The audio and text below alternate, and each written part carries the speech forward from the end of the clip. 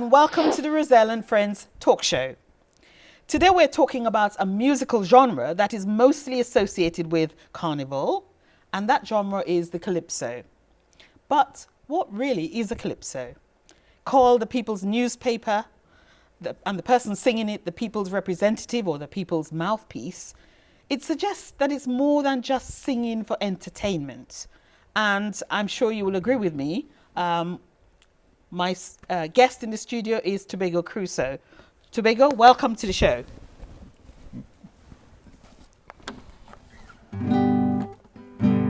Well, Dr. Roselle, it's nice meeting you.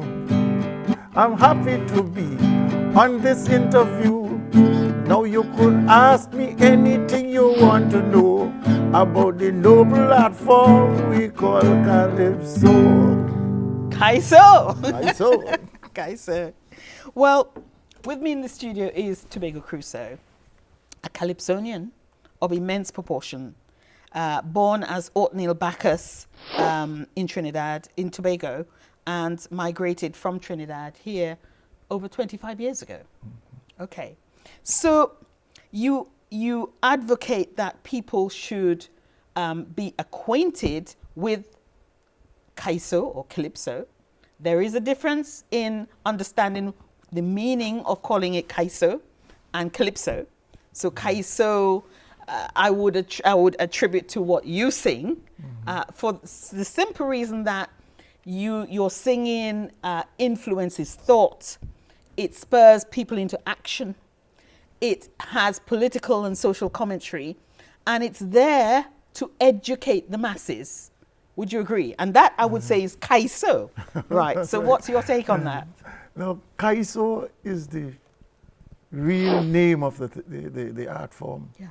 That is the name that was brought with by the enslaved Africans from Africa. I understand it's a Hausa word. Yes. And it means bravo. Bravo. Well done. That's right. Good boy. Yes. That was good. That's it. It's a way of expressing your appreciation for what was just done. That's right. That's right. So that is the real name. Now, Calypso is I would say, an European corruption of the word Kaiso. Yes. Yes. Probably they thought it was Calypso. They were saying, no, understand, Calypso is some Greek woman that used to sing longer in Greek mythology. Yes, even Spanish as well. Right. Yes, yes. She didn't know anything about Africa. But Kaiso is the real word. So I could even give all of us. The name of my music is not Calypso, it is Kaiso. Spread this word anywhere you go that it is Kaiso. So when they say Calypso, tell them, please shut them out. It is Kaiso. And now I finish this verse. Let me hear you shout. Kaiso. Brilliant. That's right. Well then, I have to, I salute you simply because, this legacy that we've been left with by, the pioneers, the pioneering Calypsonians, Growler, Attila the Hun, the Mighty Sparrow, Caressa, Lord Nelson, and Melody, Chalk Dust, and Black Stallion. And here you are, you've come along to acquaint this audience with this thing called Kaiso. But the Calypso, if you study them over any period of time, within those songs are the history, social and political commentaries of a whole region. Of course, yeah. And, that is amazing. So not only the region, but of the entire world. The world, because yes, global issues are in there. Issues are there, yeah. Yeah. So basically men singing and women singing, because we have, Calypso Rose, the Calypso queen of the world. Yeah. So and women were in there from quite early, That's right. There was Lady Trinidad since the 1930s, yeah. Yes, yes. So, in your own journey, you tell us how it works, the Calypso tense, which is, just before Carnival, the importance of Calypso to Carnival. Most people think, Carnival, Notting Hill, the costumes, the dancing, the sound system and all of that. After emancipation, You know, they had what you call the Cambole. That's right. Cambole was Yeah. they used to get groups of enslaved Africans trying to put out the bushfires. That's right. Yes. So they would sing and dance as a bucket brigade, you know. So they would sing and dance and go on all these fires. But after emancipation, it remained as a festival. So out of the Cambole, we had these chantwell singers who used to lead the band and so. That's right. But later on, a Kaisonian called Railway Douglas decided, well, look, we have to make some money out of this thing. So he got some tarpaulin and set up a bamboo with some bamboo frame, and it was actually a tent. Yes. Yes. So they got together in groups, and they charged a little fee, and people come in to hear the views of the Kaisonian. So the name Kaiso tent remained up to today. Up to today. And they got together about a month before Carnival itself. And people would come to hear the views of the Kaisonians in the Kaiso tent right up to Carnival. And so, well, that's the story of the Kaiso tent itself. And what is interesting about those men and women is that they assumed some fantastic, what I call sobriquet, the names, you know. And why did they have things like the Mighty Sparrow, the Growling Tiger, the Roaring Lion, Attila down? Why? In the Carnival bands, the masquerade bands, in the early Carnival, used to have a lead singer. Right. And they used to be known as chantwells. Yes. And one chantwell would meet the next chantwell when the bands clash. Yes. So you have to have a name that will strike some fear in the opponent. Yes. So you have like the Growling Tiger, yes. Roaring Lion. Yes. Right? Now, Attila the Hun was supposed to be some great warrior in the old days. Yes. So when you have names like this, when a lion with a tiger, it's actually a fight to the finish. That's right. So that's how these giants. That's how these sobriquets came into being. But later on, the art form moved away from this battle, and so fellas start to assume lovely names like Melody, Sparrow, Nelson. Yes. But they still kept the mighty and the Lord. That's right. yes. To assume, you know, superiority. And status also. That's right. Yeah. So you worked with the Mighty Sparrow. And the Mighty Sparrow is the King of Calypso, all time great, who's still alive. Tell us what it was like working with him. Man, it was brilliant. I mean, it was one highlight of my life working with him. Working with him because he's a perfectionist of one. Right. He never settled for anything mediocre. I guess that's what helped make him who he is. That's right. He's a great entertainer, I'm telling you. And if you study his calypsos from the 30s. If you study his work, he had a variety of things. Awesome. Every single subject, almost political, anything. social, all the commentaries are there. Anything. An educator. Everything about. Yeah, he sang about Princess Margaret and the cameraman. He sang about the fellow who was found in the Queen's bedroom. Yes, the Russian satellite. Satellite. Yeah. Yes, that's and then, right. of course, you've got the other Jean and Dinah, Rosetta and Clementina. Most people thought it was just about, you know, girls, you know, and guys, but really, he was talking about, you know, the Americans, exploitation of the women. That's right. Yes. So, I mean, your own songs, your own music, social and political commentary, would you say that's mostly dominant by that? Yeah, most of them, most of the songs, I mean, you sang one called Don't Cry, where you're talking about worldwide recession. That's right, how it affected Trinidad. Yes. So and the idea was that Trinidad was doing well being our country, and apparently, I'm not into politics, so I don't know how things run, but when the recession hit, it really hit hard. So I'm saying that Trinidad shouldn't be crying now. They should have make hay while the sun shines and get prepared for times like this, but they didn't. Well, I mean, I think Black Stallion does the same. He said, oil money come, oil money go, but poor people stay here, in the ghetto.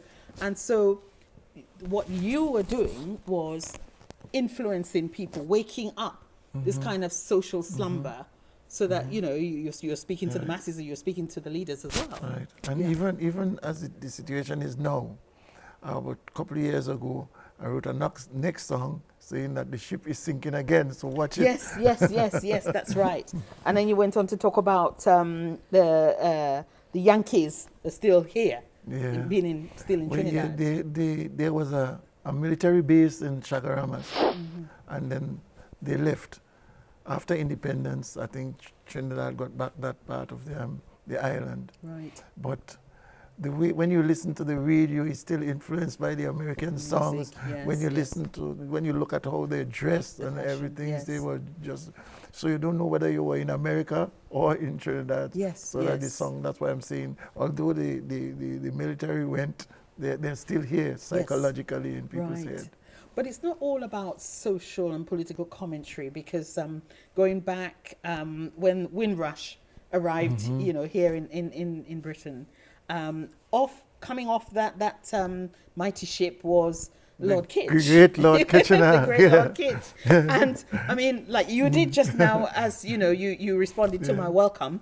He sang, please sing that song for us. They asked him, well, look, you're in London, so tell us how you feel as a Calypsonian. That's right, yes. London is the place for me. London, that lovely city. You can go to France or America, India, Ace or Australia. You gotta come back to London City. Kaiso. And what is really remarkable about this genre is that it's it's done extempore, like like you did when you sang, to respond to me. And most of all the Calypsonians is that skill to just pick up, or just to pick up a mic or stand and sing. Well, that was, once upon a time, that was the yardstick used to tell a true Kaisonian. Yes. You were supposed to be able to write your own songs. You're supposed to be able to perform it, play an instrument. And so if you don't have these, you're not recognized as a true Kaisonian. That's right. I mean, which is kind of changing now, because these days you have people who just write the songs and people who are singing them. Yes. So times have changed, and the interest in and the subject matters have changed. That's right. And here we are in Britain is very vastly different from children growing up in Trinidad. I mean, for them, their goals and aspirations are to become Calypso monarchs. Not all of them, but there is a sense that the interest is homegrown. All the way that's right. to It starts in the elementary school. Yes. Calypso competition, secondary school level. And then they have the junior monarch and the senior monarch. It's part of the very fabric of the society. Absolutely. So it's easier for youngsters to get into the Calypso business in Trinidad or in the Caribbean per se, because it's no longer, it's not a Trinidad thing now, it's the entire Caribbean. That's the right. entire Caribbean. And so, So, but here in Britain, it's a different scenario. It is a difficulty. The icons are not out there. You're not hearing Calypso when you turn the radio on. That's right. You're not seeing, there's no Kaiso shows. Yes. We have a little Calypso tent in West London. And if you go to attend one of the shows, you'll see the same faces every year. You'll see new people coming in. That's right, So there's a sense that more needs to be done to highlight what it is. It's an incredible legacy that we've been left with. Of course. And, so in our own particular ways, we had to do something about it. I mean, for example, in this book, this is the world's first Calypso novel. This is my book. It's called A Woman of Destiny, a Calypso novel. And I dubbed it a Calypso novel. Why? Because I'm acknowledging the fact that the legacy has played a great role in all our lives. In each chapter, at the beginning of each chapter, is a Calypsonian and, a Calypso. A quote from a Calypso, I am, yes, that's right. I am endorsing the Calypso. I am also acknowledging the fact that these pioneers have given us, so much. And the issues within the chapter are very much like how a calypso unfolds? I could do something with my grace. Please do. Yes, yes. I pack my things and I leave the Caribbean. I tell myself I go broaden my horizon. When I was home, my friends and them telling me, go to England, up they have plenty money. I tell myself what my friends and them say makes sense. So I come to London and I pick up residence. Yes. But when I get up there, the first thing that bothered me, what on earth to eat when I get hungry? I start to hear about mad cow and BSC.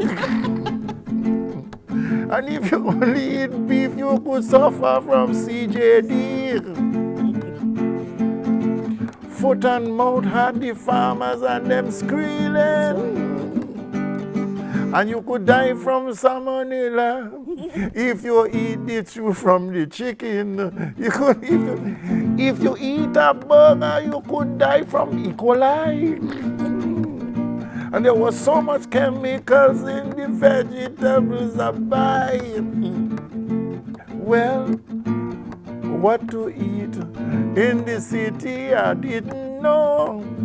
I miss all them fresh fish and dumplings from Tobago. Oh, that's Kaiso. Tobago, thank you so much for coming on the show. If all we've done is to whet people's appetite and to draw their attention to this amazing legacy of ours, you have done that today. Thank you. Thank you very much. God bless you. Thank you.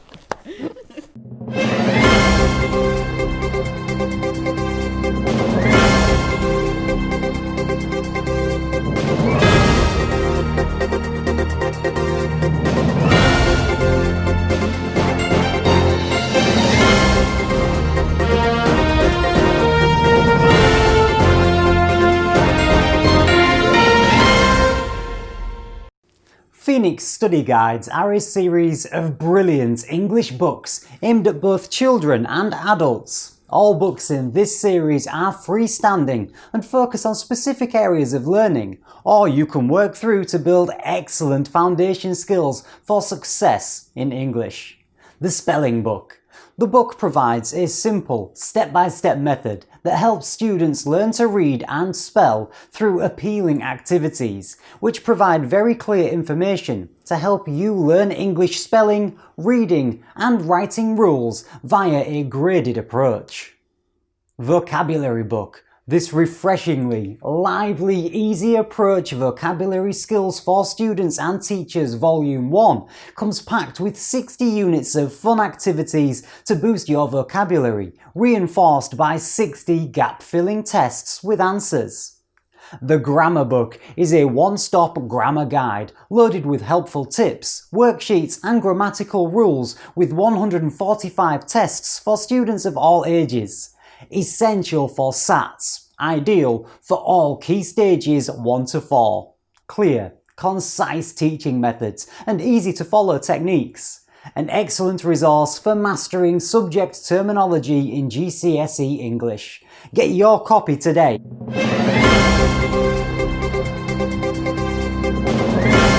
Or email eaglepublications58@gmail.com. Also available on Amazon and all good booksellers.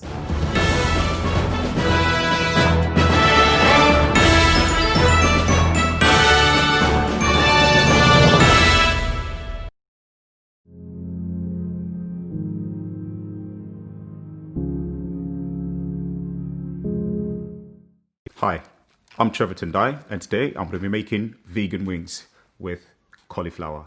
I'm also going to be making a date and Scotch bonnet dip, spicy dip. It's going to be very interesting to see how it all turns out.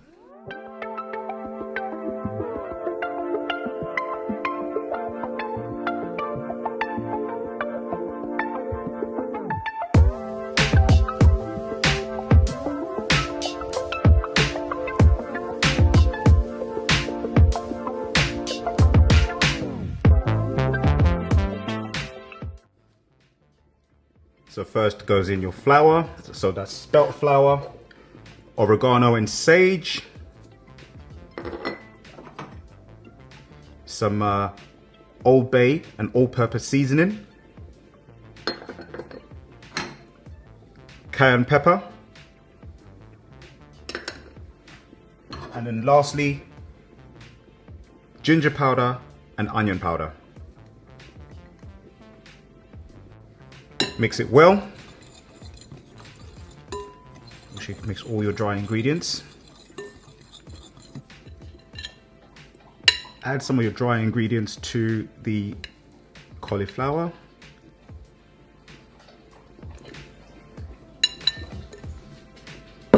And then toss to mix. Making sure that you coat all of the cauliflower with the dry mix as well.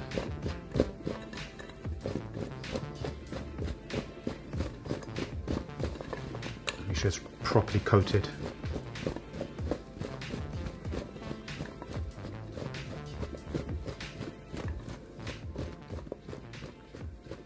So that the seasoning goes onto the cauliflower as well, not just the back. Add water to your dry mix. So you want to have a nice thick consistency, so add your water gradually and mix it really well.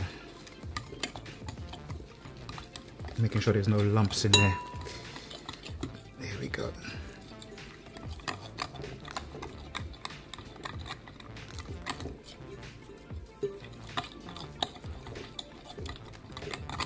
I think that's the consistency we're looking for. Nice and thick.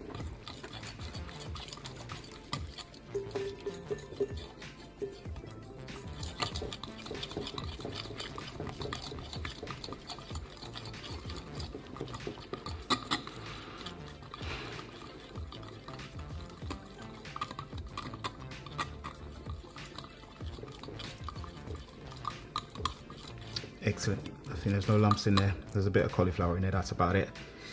And then now what we want to start doing is get our cauliflower in there and coat it.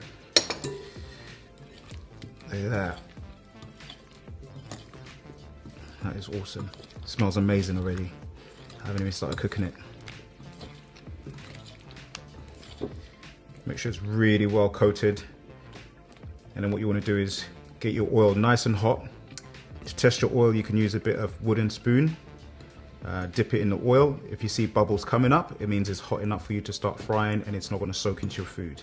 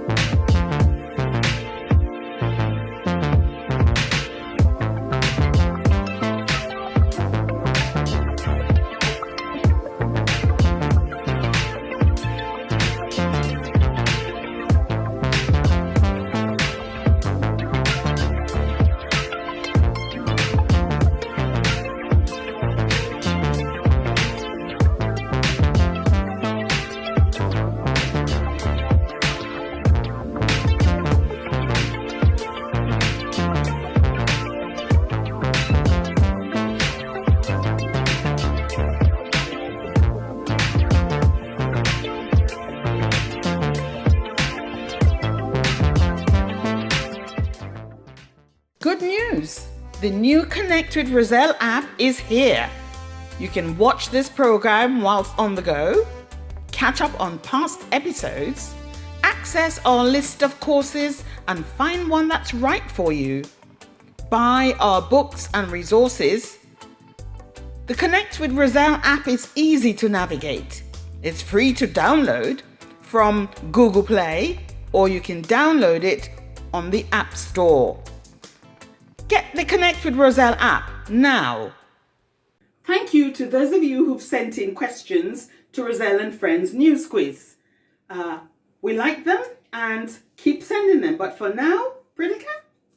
We look forward to your quiz suggestions for this show. But for now, here's question number 1. What's the name of the cowboy in Toy Story? The answer is Woody. And question number 2. How many players are in a football team? The answer is 11 players. Question number 3. How many keys are there on a piano? The answer is 88. That's all for now, but don't forget to send us your news and quiz questions from wherever you are. Send them to roselle.friends@yahoo.co.uk or visit our website, roselleandfriends.com. See you next week. Bye.